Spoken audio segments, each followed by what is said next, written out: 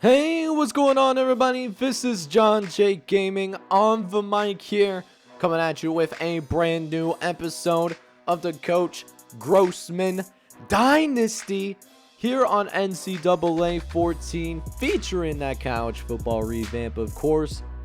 We got a good one in store for you guys here. We got a top 15 matchup on our hands. We take on the number 10 team in America, the Texas A&M Aggies.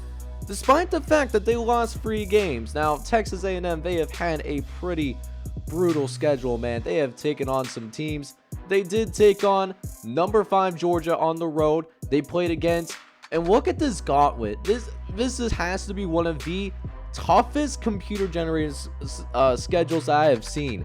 Ranked Alabama, ranked North Carolina, ranked Kentucky, ranked Tennessee, ranked Oregon. So these guys are battle tested. That is absolutely no question about us. We played some ranked teams, of course, too, but I mean, not to their level. And things are really even right now. We're both A+ offenses. We both have A- defenses. And Lee Corso is going to be rocking with us, probably with the loss that we took to Mississippi State last week, fresh in their minds. But listen, man, we got to go ahead, come out here, and prove that that game that we had last episode was an absolute fluke, man. So let's go ahead and get into it. If you are excited for some high quality SEC football action, I need you guys to do me a favor. Smash that like button. Hit subscribe as well if you have to be brand new to the channel. And with that being said, I'll see you guys on the field as we find a way to silence the 12th man. Let's go. So let's go ahead and get this top 10 matchup on the road going. And we gotta take some doubters out of the equation real quick as Antonio Dunn trucks over a defender early, man. That's the kind of tone that I want to see, man. And it sets up a 3rd and short right away. Get the ball in the hands of Sean Albert, who has to fight through some tough yardage, but does manage to go ahead and pick up that 1st down. So nice early possession here early on for the Sooners as we set up another 1st and 10. Going with the ground and pound early as Antonio Dunn ends up getting a little bit loose down the sideline. And he's going to pick up a gain of 15.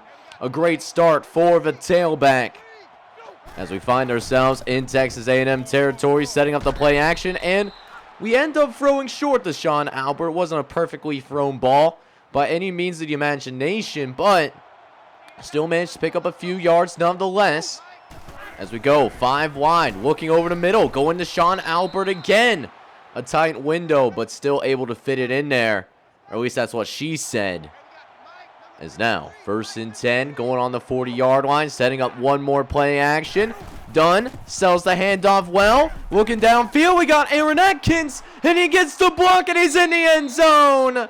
Touchdown, Oklahoma. And the Sooners will end up striking first in the heart of the 12th man as our opening drive ends up methodical and ends up coming through with a little bit of a touchdown right there. 39-yard scamper. And we will go ahead and take an early 7-0 lead.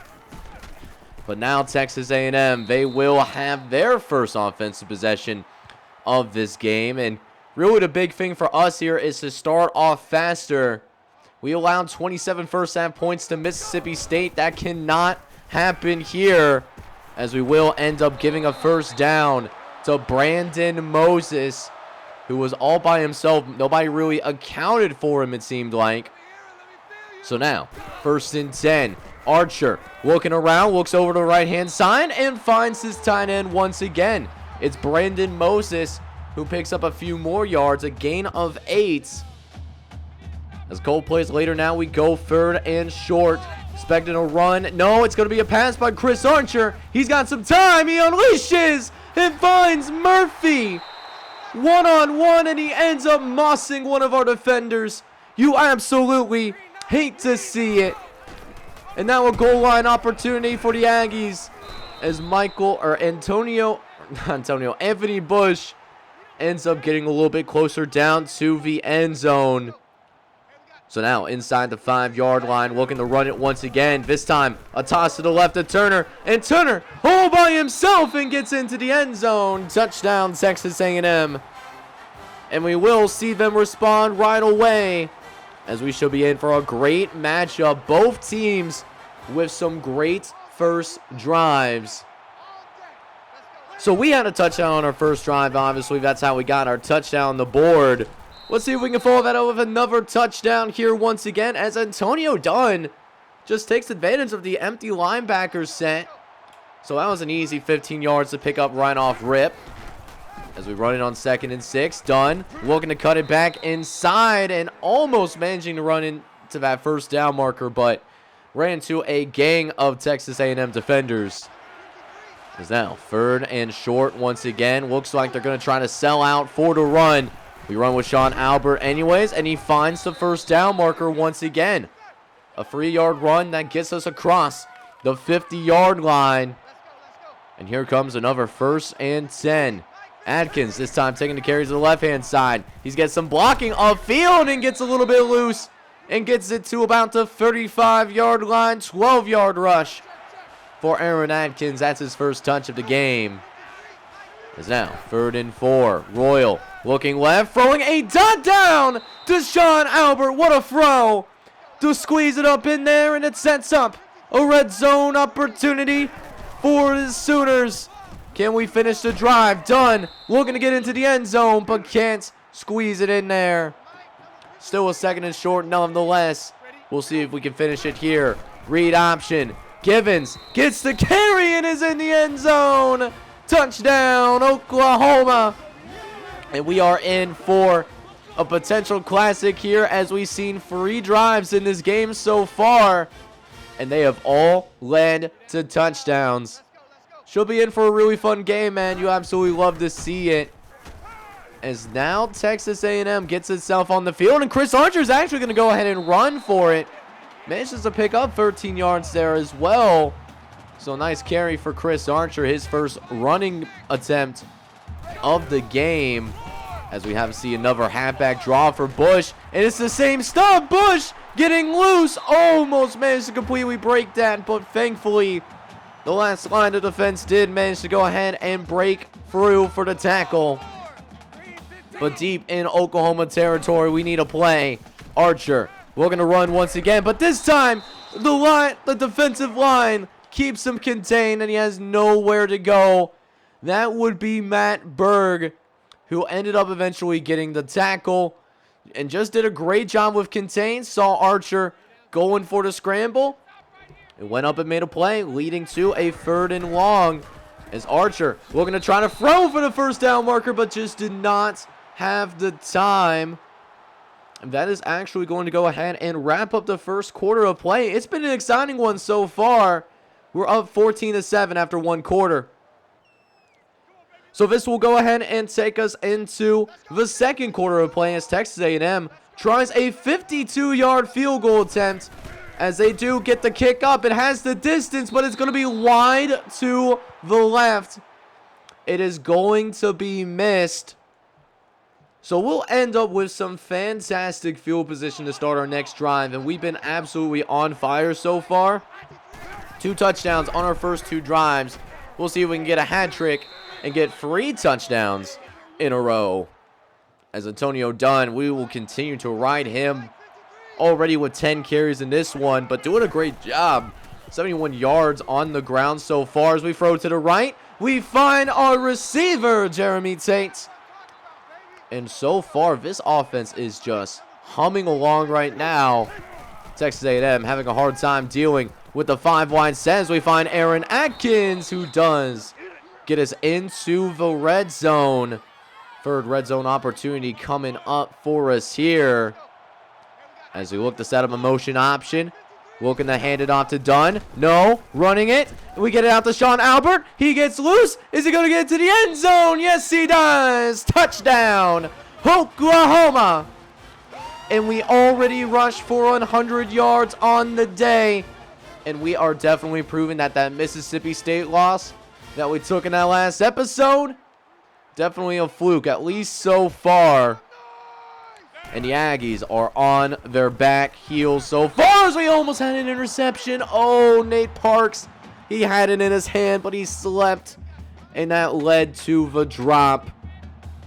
So now, 2nd and 10 coming up after the drop pick. Archer gets loose, looking to get to the first down marker, and he does.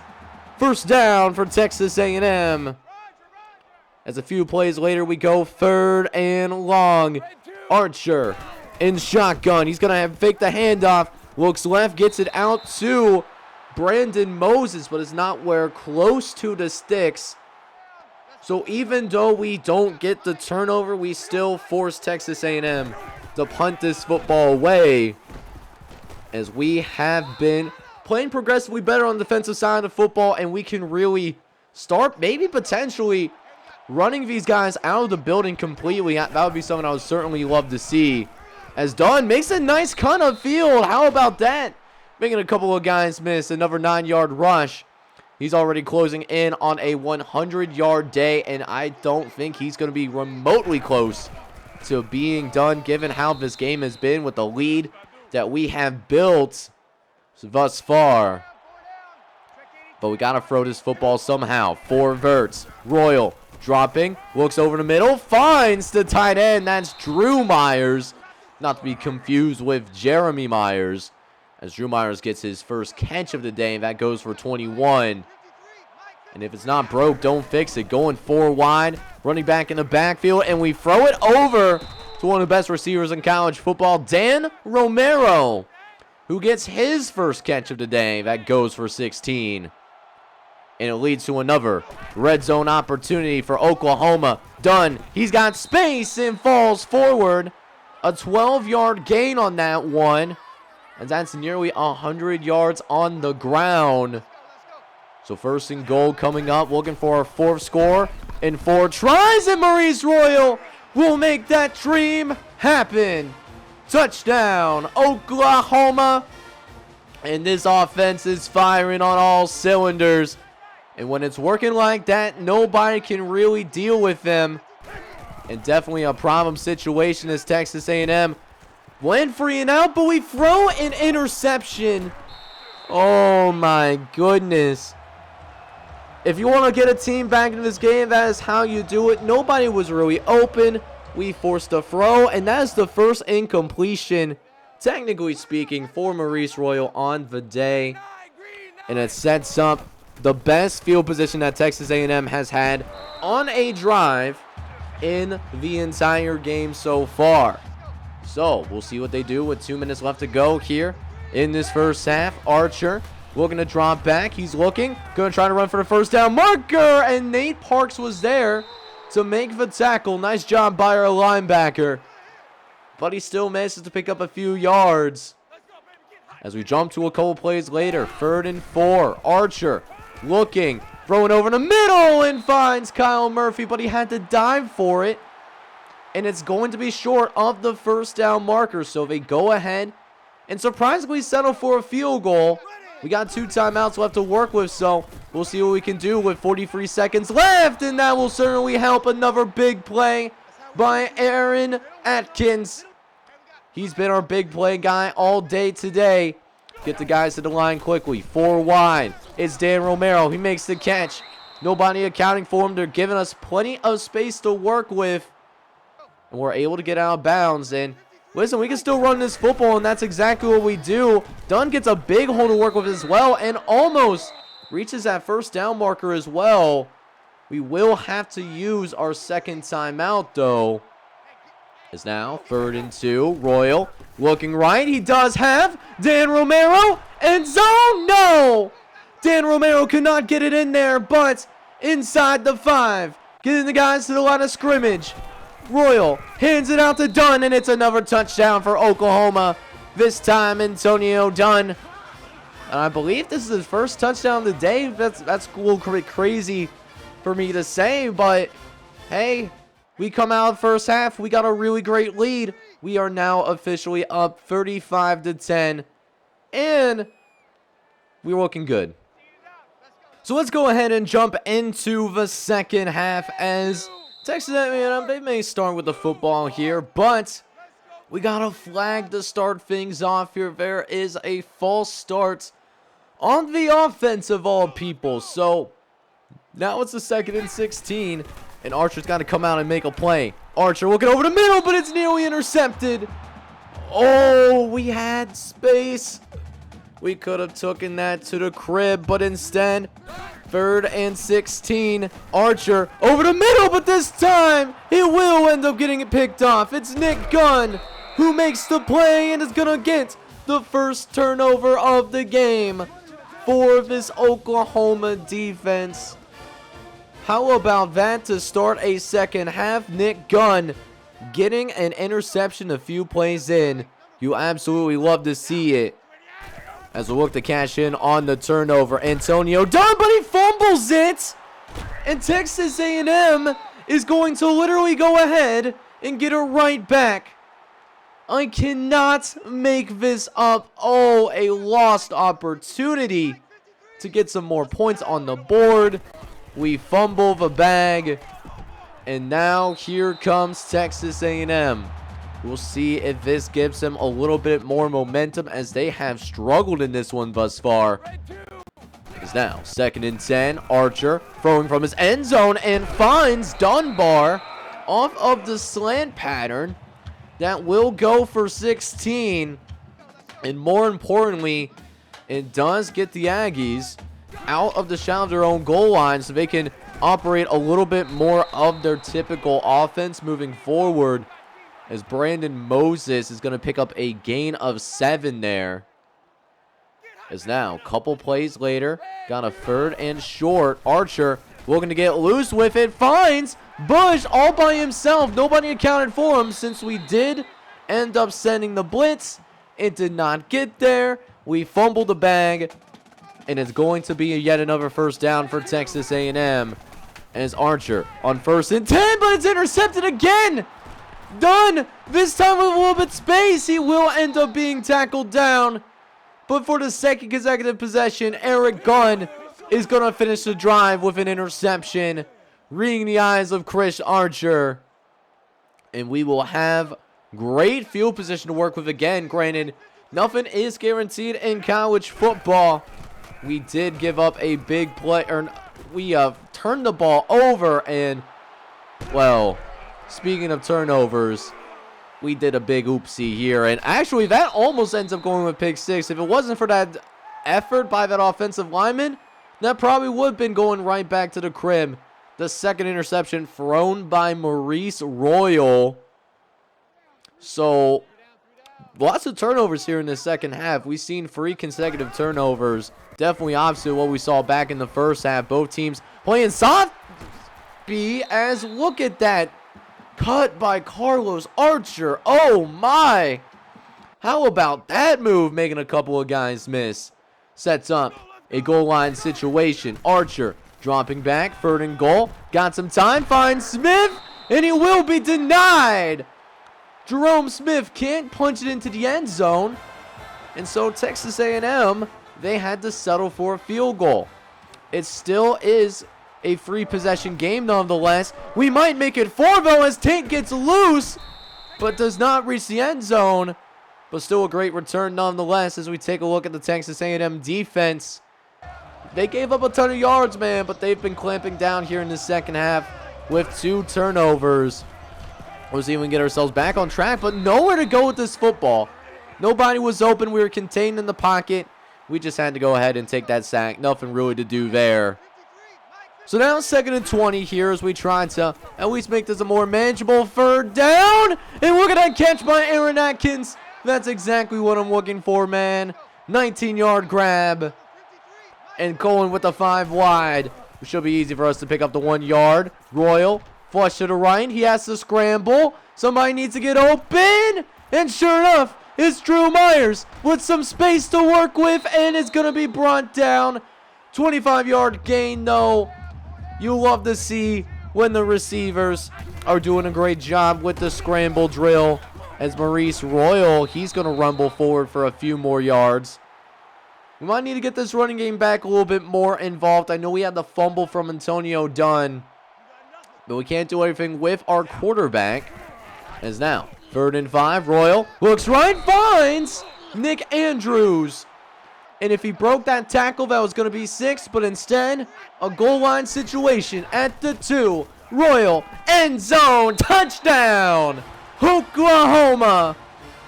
Another score for us here, and it now makes it 42-13. And how about that throw? Nice little timing route to Brent Parker. And that's going to make it 42-13. We are blowing out the number 10 team in college football, and we are doing it on the road. Allegedly in one of the toughest environments in college football as well, but I haven't been able to see any of it yet as Archer takes a sack. He tried to scramble out of the pocket, but ran into Barry Thorne, who ended up blitzing on that play, and it sets up a 3rd and 5. Can we get him off the field? Archer under shotgun, looks, has some pressure, but Murphy is found at just the right moment, and Kyle Murphy does manage to go ahead and do the rest. He will end up picking a 1st down. And speaking of 3rd downs, Bush fighting for it, breaks the tackle, and definitely earned that 1st down opportunity for sure. So now, 1st and 10, looking, Archer under shotgun, looks to the left and finds Bush, and Bush does end up picking a few more yards there. It's a gain of 5. So now, 2nd and 5 coming. Archer under center. He's looking. He's going to try to scramble again. This time escapes the pocket somehow. I thought we had pretty solid contain there, but that was certainly not the case whatsoever. And Texas A&M, though, trying to go ahead, get a play off before the end of this 3rd quarter. They do, and it's yet another scramble for Chris Archer. He's just going to try to do it all with the legs, as he's been certainly scrambling a whole lot more than what we've been accustomed to. But we are through 3 quarters. We're playing pretty well, up 42-13 with 1 left to go. So let's go ahead and jump into this 4th quarter. As we jump into a 2nd and 8, Archer looking over the right-hand side, and he had his receiver, but it's dropped. Setting up 3rd and long. We'll see if the defense can hold it down here in the maroon zone. As Archer looks, he's got some time. He looks to the right and finds Smith, and Smith falls forward to about the 5-yard line. It's another 1st down for the Aggies. In a goal line situation, Archer hands it off to Bush. He's got the corner. Does he get it into the end zone? No. 6-yard gain, though, and just a few feet away from making this a free score game once again. Goal line set. Archer hands it off to Bush, bounces it outside. And even though we had good penetration, we just had nobody on the outside for containment, and it's going to be a touchdown for Texas A&M. But we're not too worried right now. We got a 3-score lead still up to this point, and we just got to make sure we don't turn the football over. As speaking of which, trying to get it out to somebody over there. Thought we had somebody on the scramble, but might have been a miscommunication, and the receiver just, frankly, not really see the ball there. So a 3rd and 6. We got a man downfield, though, and what a throw to Sean Albert. That had to be a laser, and it was certainly one there. Maurice Royal with another really gaudy performance. Another 300-yard day for Maurice Royal, as he has some more time in the pocket. Gets it out to Brett Parker, and that's nearly a 1st down as well. So now, 2nd and short. Going to hand it off to Antonio Dunn, who does fight and scratch forward for a few yards. Been going away from him just a little bit. He had close to 10 carries in the 1st quarter, but ever since, still only 10 other carries, but still a big day nonetheless. As Royal looks to the middle, looks for Dan Romero, who tried to one-hand that catch, but couldn't haul it in there. So now 3rd and 7. Coach wants to go with the wide receiver screens, and nobody was on the outside, so Brett Parker was just all by himself, wide but naked open. And we'll definitely take that in 10 times out of 10, and twice on a Sunday. A 2nd and goal now. Sean Albert going to get the underneath route and picks up a few yards there. Setting up 3rd and goal. Maurice gonna keep it. Does he have the space? No, he does not. So it's gonna be 4th down. We will have to settle for the field goal. And Texas A&M cannot do anything with it. They go 3 and out. And we're just going to go ahead and run some time off the clock. Trying to get a 50-burger. And we will indeed get the 50-burger on the board. Some say we're trying to run the score. But I was getting chew clock. I mean, if you can't stop us, you can't stop us, my guy. I mean, it is what it is. I don't know what else to tell you. But we get a big win on the road, man. We beat the number 10 team in the nation. We beat them at the 12th man. And we do so convincingly, winning by 32 points in this one. Great bounce back performance given what happened in the last episode. And really the only thing left to do now is check the stats for our guys. So how about responding with a game like this after having a huge upset loss against Mississippi State? We come out here and we prove that that game was a fluke, going on the road facing the number 10 team in America and taking them out pretty easily. Texas A&M had less than 300 yards of total offense. We had 572. We had 240 on the ground and 330 in the air, whereas Texas A&M had 137 on the ground and 162 yards through the air. We lost the turnover battle, but that's the only thing negative I can say about this game. We played pretty well overall, but let's check the stats for our guys real quick. So Maurice Royal, once again, he had a little shaky 3rd quarter, but other than that, it was a good game. 332 yards, 2 touchdowns, and 2 interceptions. We did also see Antonio Dunn have himself a monster day. 27 carries, 185 yards, and 2 touchdowns. Maurice Royal also found the end zone. And then Sean Albert actually also found the end zone in the running game. Oh, plus Jeremy Givens, he found the end zone too. So lots of guys getting some end zone opportunities. Speaking of end zone opportunities, we saw 2 separate guys find the end zone today as Aaron Atkins, the only receiver with more than 100 yards today, ends up finding the end zone. Same thing with Brett Parker, who ended up with 3 catches and 23 yards. Sean Albert did end up leading the day today though. He ended up having the most catches and had a pretty solid performance, 75 yards to go with it. As for our defense, the defense played really well overall. I really liked how they came out with. They were challenged after that Mississippi State game, and they came out with the right intensity. Nate Parts led the way in tackles in this one. He ended up with 8 tackles, with the talented sophomore linebacker with 7 in this one. As for QB sacks, we saw Matt Berg. I don't think I've said his name a lot this season, but Matt Berg actually ends up with multiple sacks in this game. Barry Ford comes down with a sack, and then Marcus Johnson, the freshman redshirt, also ends up with a sack in this game. So a great performance from our defense. Of course, we ended up with a couple of interceptions as well, both of which by Eric Gunn, who ended up with 4 tackles and a TFL. Couldn't bring either of them to the crib, but that being said, we did get a couple of turnovers, and I like to see that, especially after how our defense did play in the previous episode. That we had against Texas A&M does at least get us back into the top 10, but we just got to keep looking forward and make sure we continue to take care of business. Next episode, we'll take on the Missouri Tigers, who are 5-5 on the season. They are fighting to get bowl eligible. Our national championship hopes, they are still alive, but if we lose another game, then we are certainly done, and I don't want that to happen. In the meantime, though, I hope you enjoyed today's game, enjoyed today's content, and if you did, make sure you go ahead, smash that like button, hit that subscribe button as well if you have to be brand new. This is John J Gaming on the mic signing off, but I'm hoping you're all out there having a good one. Take care, everybody.